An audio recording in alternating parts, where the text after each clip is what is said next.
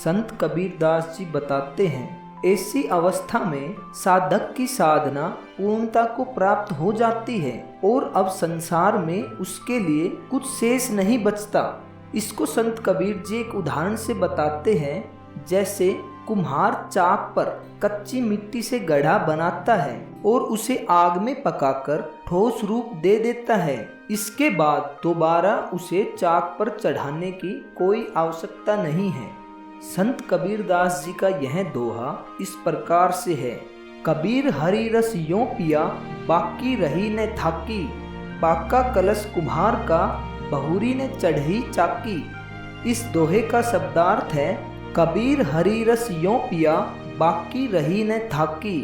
मतलब संत कबीरदास जी कहते हैं कि मैंने हरि की भक्ति का रस ऐसे पी लिया है कि बाकी कुछ नहीं रहा, सारी थकावट खत्म हो गई है।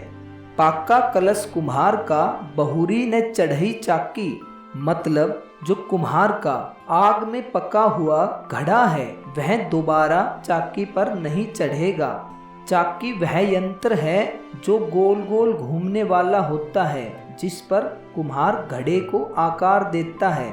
इस दोहे का भावार्थ है, संत कबीरदास जी कहते हैं उन्होंने हरि भक्ति रूपी रस खूब जी भरकर पी लिया है।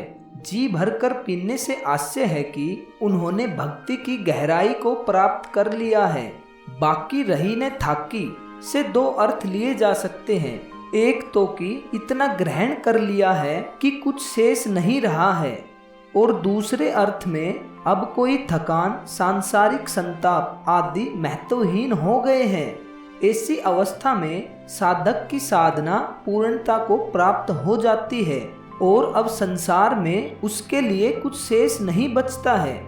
जैसे कुम्हार चाक की कच्ची मिट्टी से घड़ा बनाता है और उसे आग में पकाकर ठोस रूप दे देता है। इसके उपरांत दोबारा उसे चाक पर चढ़ाने की कोई आवश्यकता नहीं होती है। ऐसे ही साधक अब पूर्ण हो गया है, उसे पुनः किसी जतन की आवश्यकता नहीं रह गई है। एक तरह से वह भक्ति में पक गया है और दोबारा उसे इस चक्कर का प्रयोग नहीं करना पड़ता। भाव है कि उसे आवागमन चक्र से मुक्ति मिल जाती है। मतलब कि इस संसार में जन्म मृत्यु के इस चक्कर से मुक्ति मिल जाती है। इसी पर संत कबीरदास जी ने कहा है, कबीर हरि रस यों पिया बाकी रही न थाकी, पाका कलश कुम्हार का बहुरी ने चढ़ी चाकी।